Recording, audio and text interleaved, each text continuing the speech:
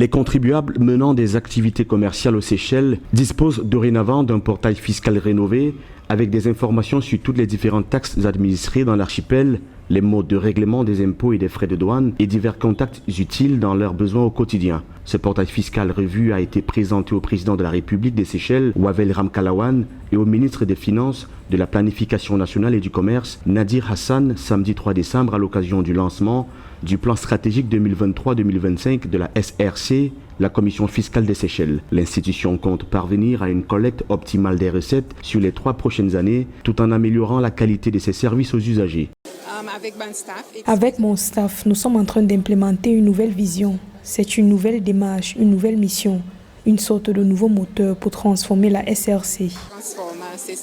Les Seychelles sont créditées d'un cadre de politique macroéconomique et budgétaire prévisible.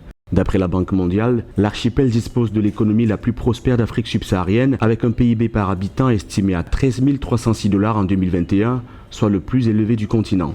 D'après le Fonds monétaire international, dès que le ratio impôt-PIB est au-dessus de 15%, le PIB réel augmente fortement et on note un niveau bas des recettes fiscales. Le rapport des statistiques des recettes publiques en Afrique 2022 montre qu'en 2020, le ratio impôt-PIB des Seychelles était évalué à 32% contre une moyenne de 16% pour 31 pays africains.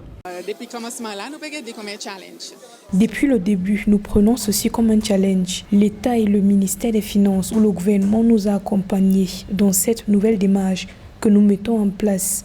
Aussitôt, nous nous sommes engagés en ce mois de décembre à implémenter et améliorer le service client et parvenir à une collecte optimale des recettes.